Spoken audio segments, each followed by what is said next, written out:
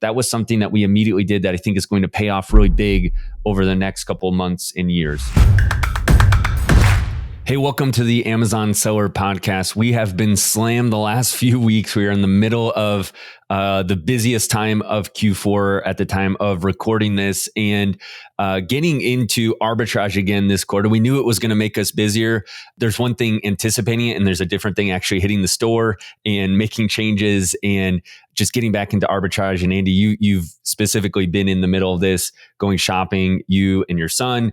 And we've made a lot of changes in this arbitrage business that we want to go over today that I think can help anyone just evaluate either their own business that they're currently selling in, or for anyone that is potentially in the future going to get into a business via partnership or by acquisition, purchasing into it, like we did. Basically, we're now partnering on this arbitrage business. Hopefully these things that we came in and immediately made some strategic decisions to kind of turn around the business could be helpful for you. And Andy, maybe just walk us through how you see this, since, a few months ago, we were asking ourselves, should we do this or not, right? Should we get back in arbitrage, and should we make this investment of both dollars and time?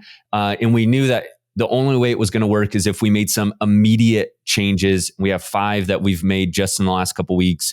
Walk us through kind of what you're seeing there and what it's like getting back into it and kind of the grind of it as well.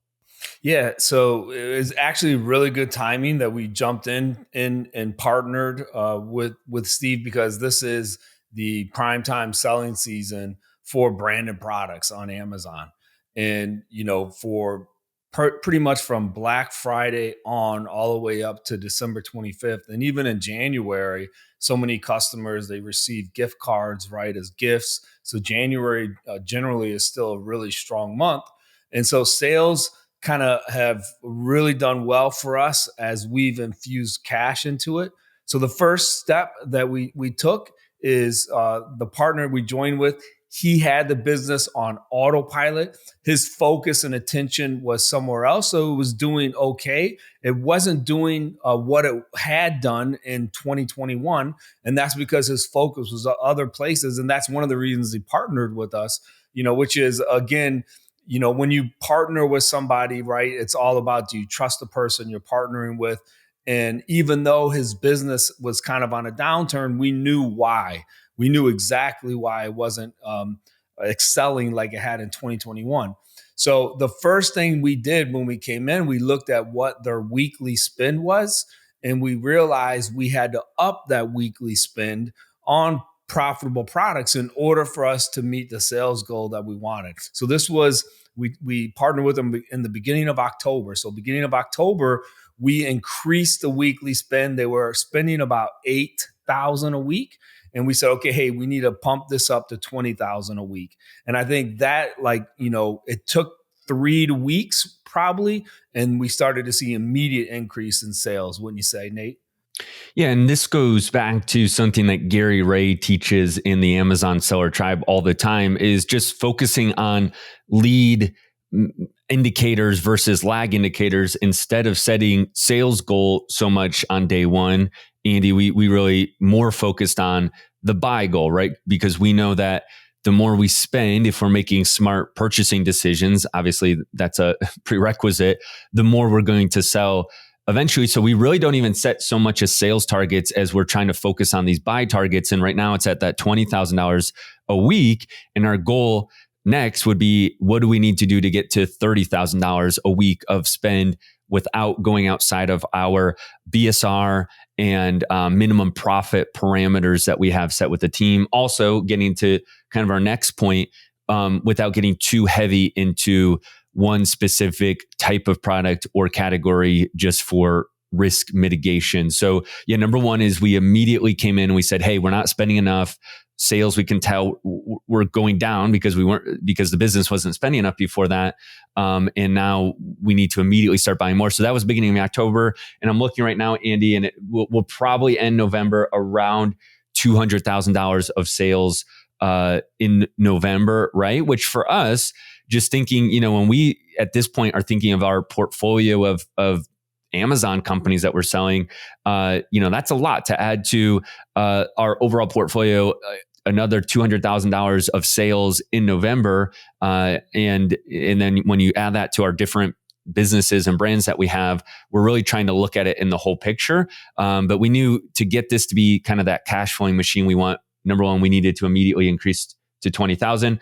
And number two, if you can speak to this, we immediately said, hey, we need to diversify the categories of products we sell in, because sometimes you get stuck and it's easy to keep buying the same type of product. But we were a little scared when we opened the account and started really digging into it. Maybe speak to that and what you did to kind of shake that up. Yeah. So as a shopper, and so we employ one full-time shopper, generally you do become an expert in certain categories and certain brands, which is good. It's okay. We actually recommend that and we coach people on that. Like, become an expert in a brand, become an expert in a category. When you go in stores that carry that brand, in that category, you're going to be able to scan a lot faster. You're going to be able to identify opportunities a lot better. And so that's what this shopper had done. And he really was focusing on just a few stores and a few brands. And unfortunately, it had become about 70% of the inventory in this Amazon account. And for us, that was just a little too much risk. And so we, came in, we said, hey, what you're doing is good. So he was purchasing profitable inventory. But whenever you're leveraged that high in one brand and one category, we think that it's always better to mitigate your risk by having multiple categories and multiple brands. So we started diversifying our buys. And I believe right now, where that category and that brand was around 70%, it's less than 50%, really within a month and a half. So that's been really good progress, as well as our sales have grown.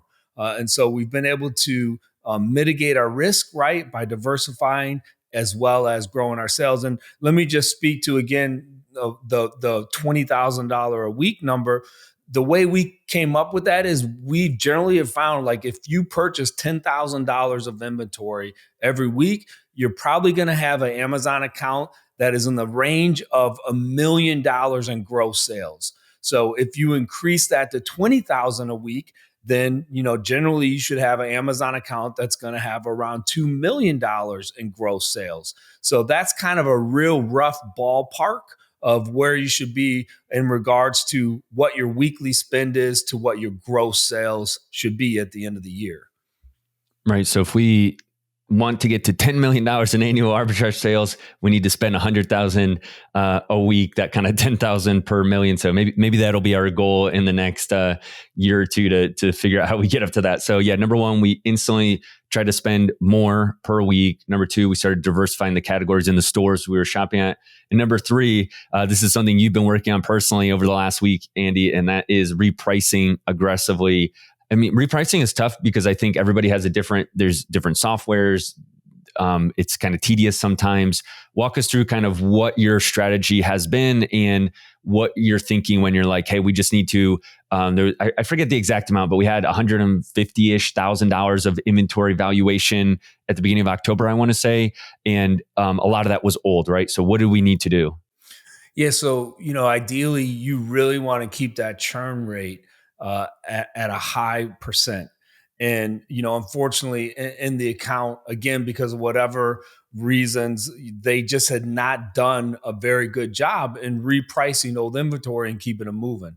I know your and my philosophy is we don't want to hold anything at Amazon longer than 90 days. And so that is like the goal. The goal is always to keep that FBA, the inventory we have at Amazon, churning and moving. We want to try to keep it under 90 days if at all possible. So when we came in, we looked at it, we gave it about a month, kind of analyzing. And then we just said, okay, hey, look, we need to start cutting some of this old inventory. And there was a number of inventory that had been there a year or more. Like, we need to move it. We need to price aggressively, liquidate it if we have to, because the storage fees that we're paying on it are just way too high. It doesn't make sense to hold that inventory. And so, I guess you call it culling inventory, but it's something, that Amazon sellers need to do, even as we build our private label brand. I mean, we look at this on a weekly basis, right? Like what our inventory age is. And so, you have to always be going in. It's really maintenance type work.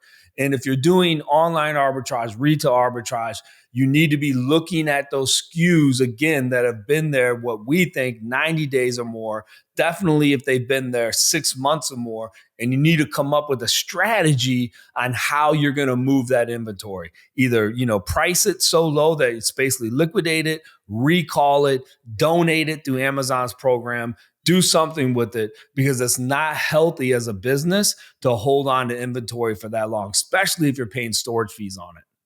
And I can't remember if we talked about this already, but Amazon just recently announced that in, I believe, April of 2023, they're going to have a new 6-month long-term storage fee, which, and if you actually remember all the way back to, I'm going to say 2014, 15, when we first started selling, I think there was a 6-month and there was like a medium long-term storage fee and then the super long-term, and they've changed it over the years, but they're going back to this long-term storage fee after 6 months. So this is just going to get even more important to stay on top of keeping your inventory in that 90 to 120 day max window for most sellers. And I'll say this, and it really makes sense on Amazon's part. Amazon does not want to be a storage unit. They only want to have inventory that's going to move. And so, even though it hurts us as resellers, it's really smart of them to say, hey, look, we're not in the business of storing products. We're in the business of selling products. And so only send in, what's going to sell, definitely less than 6 months. Yeah. So the fourth thing we did as soon as possible when we came in is our purchasing and operating manager for the account, the main person who's doing the day-to-day and the buying, overseeing the buying, was really spending too much time, in our opinion, doing kind of those menial, low value tasks in a way, right? These $5 to $10 an hour type tasks that we just recognized. And we said, hey, you shouldn't be spending so much time with this account management, with these high price airs, with the SKU management, with repricing. And so we outsourced it. Thankfully, we have AMZ Pro, so AMZProfessional.com. That's our service, right? And we had the team come in and start managing this account. And they came in, they started doing the reimbursement work, and they started doing the account management for SKU management and high price airs and unfulfillable and stranded. So that saved a ton of time for our account manager.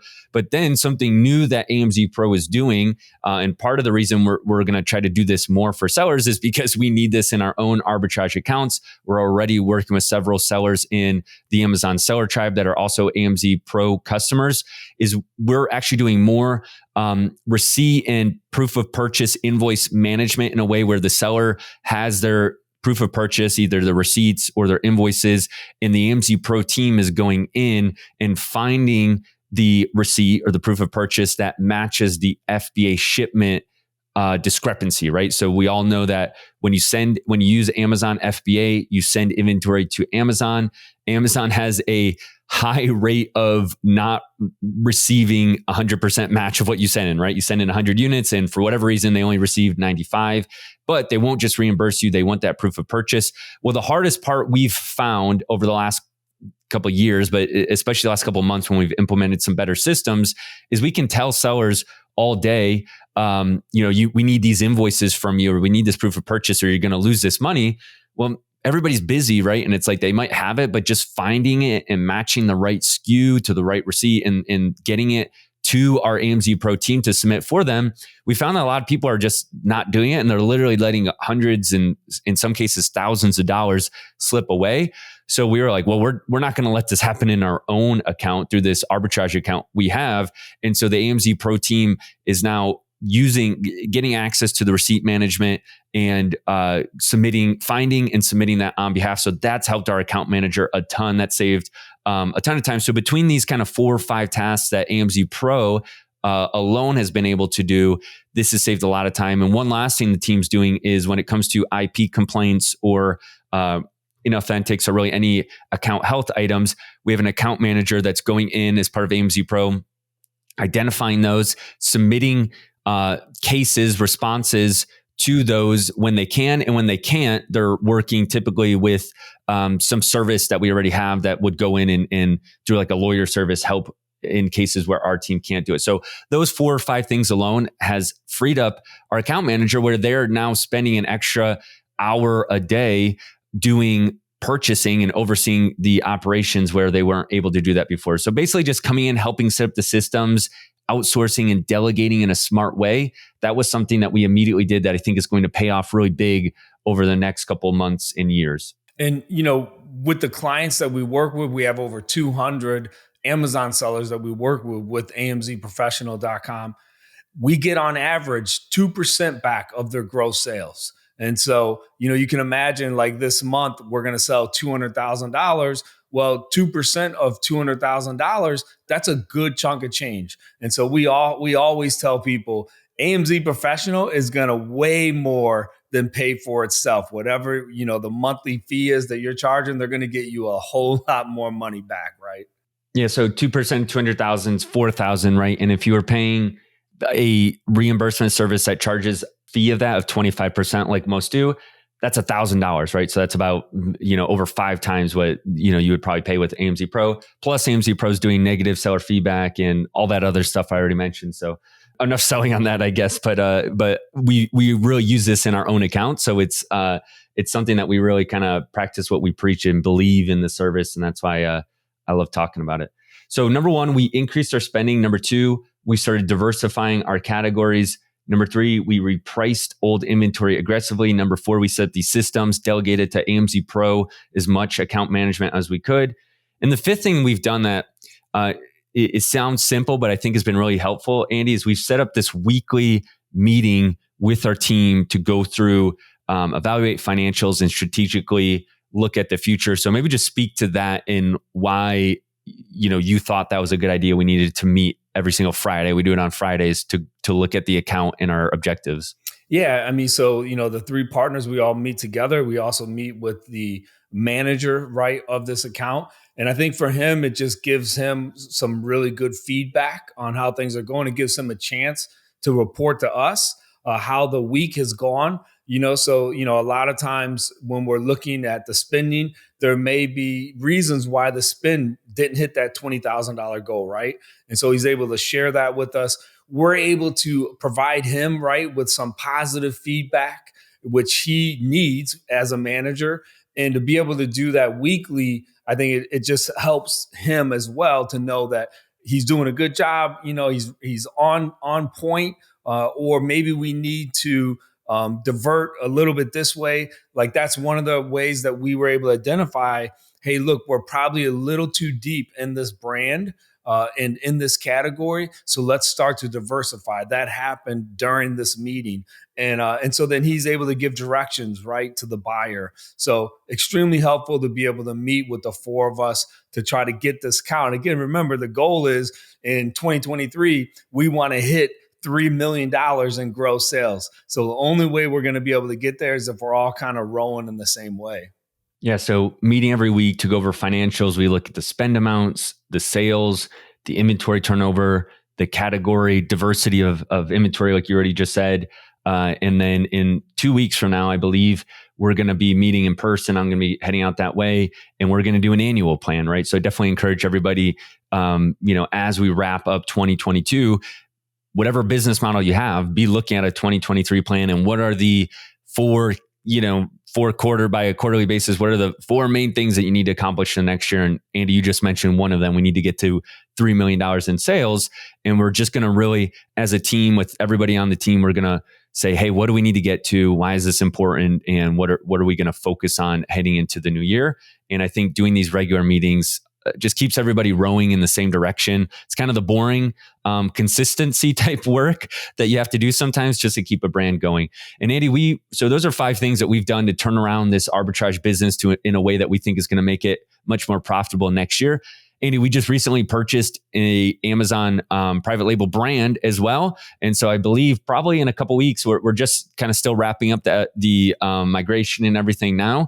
But in a couple of weeks, we'll probably do a similar episode about what we need to do to turn around private label brand in some ways, turn around and just, set it up for growth both. So we probably need to do that over the next month or 2. And then we'll have an episode talking about that as well. And I think most of these apply to, again, any business, any industry really. But hopefully looking at this from a Amazon arbitrage account standpoint helps you.